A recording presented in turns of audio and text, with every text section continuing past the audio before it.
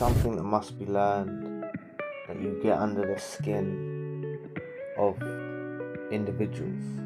Not all individuals. Some will truly gel with you and embrace you. For others, you will get under the skin of those. You as chosen ones, this is just something you have to accept.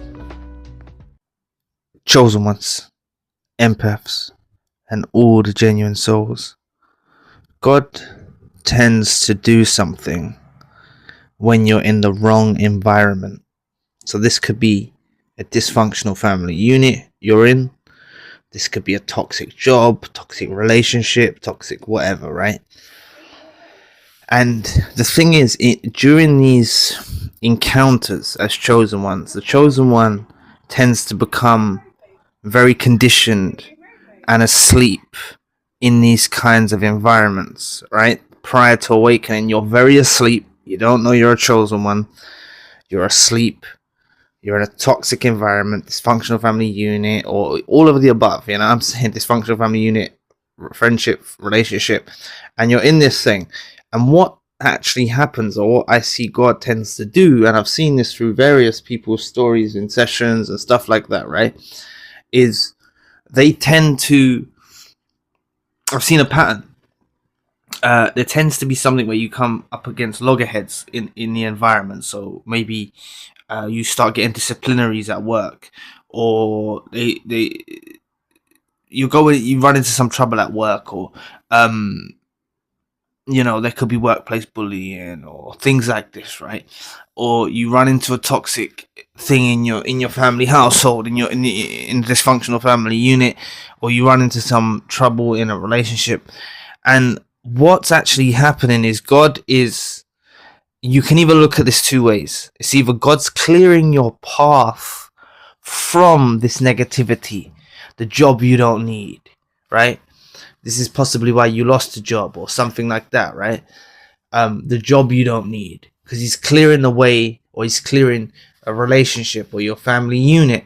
Maybe they kick you out, right? And it looks worse, but it's clearing them away from your path. So you could either look at it like you're joining a new path, right?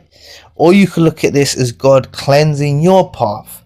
Because I'm more to I don't know why, but I'm more to the understanding that we're on a path, right? The chosen one is on a path. We're walking the straight path, right? Obviously we get tempted and drawn out and things like this, but we're walking the straight path. And sometimes there can be congestion on our path, and then we veer off, right? On, what's the best description of this? We veer off. I can't remember I've said it before, but I can't remember how I put it. You veer off at a side road, that has no exit other than to come back on this road that you're on. You see what I'm saying? There's a specific word. If anyone knows what I'm talking about, you can put it in the comment section. I appreciate it. But this is what happens. You get sidetracked around these jobs, around these toxic people, around this dysfunctional family unit. And what I've seen happen, right, is God tends to clear these people away from your path, or put you on a new path. Whatever you feel finds better, that brings comfort to you, use it. I don't know fundamentally what the right thing is to say, right? I just got a feeling that we're on, you could either look at it like we're on a path and it's train tracks, and you change train and you go down a different route in life, or you could look at it like that. Some of you might have that approach. But I look at this like people or jobs or whatever are cleared from your path. You see? And really God is, because these things don't make sense at the time. You know what I'm saying? These things don't make sense at the time. Losing a job, like, how am I going to pay my bills? How am I going to do this? How am I going to do that? And it leads to better things, right? It leads to better things. Okay? This is what tends to happen. So watch out for it. Watch out for it. This is the pattern that follows. Like because I've spoken to people that are trapped in narcissistic relationships and family units and stuff like that, and they don't know how to get out. Okay, because there's many of you. I'd like to know, actually, is there any of you that are still in? Maybe I need to focus on you if you're still in these relationships. Not always focused. Like, I just feel like I could put out a video for you if you're still stuck. And it doesn't have to be romantic. Yeah, I've spoken to many people in sessions. And, from experience, it can be friendships. It can be family units. It can be work. Okay, I've heard it from, like, a range. Like, I've done quite a lot of sessions. So I've heard quite a lot of people's journey. Okay, and I learn from it as well. So for those that are still stuck in these toxic units, dysfunctional family units, relationships, friendships, romantic relationships, friendships, colleagues, associates, bosses, whatever. Okay, I've heard it all. What I always advise is something's going to arise. Something will arise. The empath, the chosen one, tolerates a lot of abuse from these individuals. But something happens where it's a severing of ties, or it's a loss of a job, or something like that. Something happens where an argument ensues, or some kind of conflict. Okay? Something happens. Right? It can even be like you get a disciplinary at a job or something like this, right? And you focus on this as like, oh, it's a bad thing. But this is what I need you to understand is those of you that are awakened, but you're still in the unit, or you're still, about narcissism, about sociopaths and psychopaths, you've gained knowledge, but you're still enmeshed in these family units or these, like, wait for something to arise. It's not being passive. Wait for something to arise that you can call out and stand on it, right? Stand on your thing. Something will happen. Something will happen. Someone will do you wrong. Someone will do you wrong and you call them out on it. Because this is what I mean. They can't, these toxic individuals, even though they mirror and try to be on a performance, they can't uphold that. Something negative will slip out. Even in the jobs, something negative will slip out, and then you use that as your thing to go, right? I remember there was a job that I had that I lost, and I saw how it was just meant to be that way. All right. And that's why I encourage you. That brings someone to mind. I actually spoke to someone the other day, and they had some issues with their job. And that's why I want to encourage you, if you are listening to this, it's trust the process. I did say this to them as well. Trust the process. Things will work out. Okay, this is God behind the scenes, either clearing your path or putting you on a right path. All right, or bringing you off that side road back onto the path. You have to look at it this way. Okay, because honestly, the chosen one, the empath, genuine soul, can get distracted, can get drawn out, and that's what this whole thing is. These toxic individuals look for beings like yourself and will try to draw you out. And then you get sidetracked. Okay? So, please don't fight or put up resistance to a discard, to an abandonment, to a ghosting, to a job loss. Don't put up resistance to it. All right? Let it flow. There's something happening in between the physical, in between the comprehension of your job, the CEO, the relationship, the friendship, the romantic relationship, in between their consciousness. It's beyond their comprehension why you're being called to your divine path, why you're being called to walk alone, right, on your path.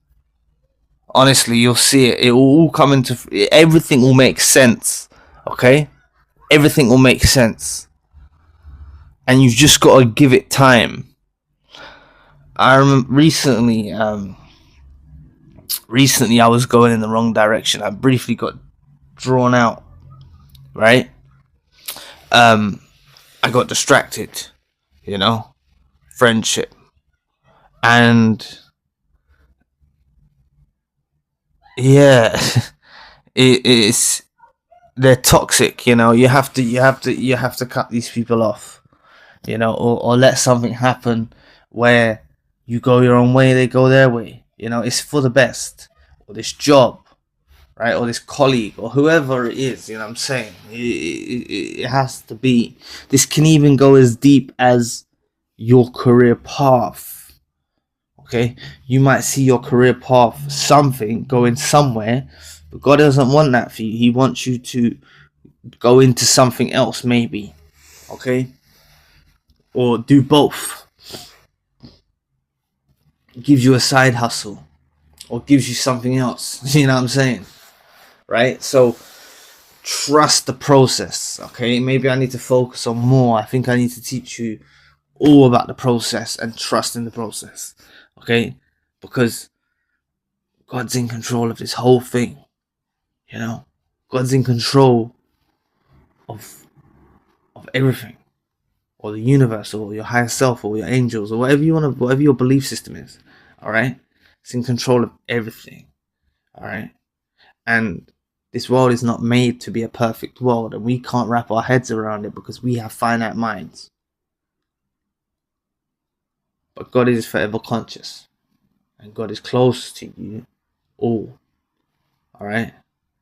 Or your higher self, or your angels, or your ancestors, right? Whatever it is, okay? Your belief system, that's closer to, that's close, right? Okay? So nothing passes the comprehension of the universe, or the comprehension of God, or the comprehension of your ancestors, or the comprehension, you know what I'm saying? Nothing passes that, all right? So I know harm and problems come your way and things like that, and you can look at things as negative, but I know that the chosen one that you are has the ability to flip to whatever you're dealing with around. That's what you have the ability to do, all right? And that's you having the sight, the foresight, the mental fortitude to trust that God wants something else for you. So it's why you let that person go. It's why you let those people go. It's why you let that family go. It's why you let that job go. It's why you let that career go. It's why you let that car go. Everything, whatever happens, okay? It's because you're meant to go on the right path. All right? You're meant to go on the right path. So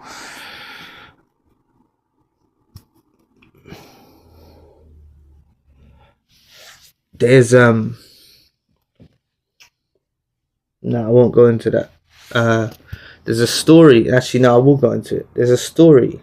I can't remember it well enough. That's the point.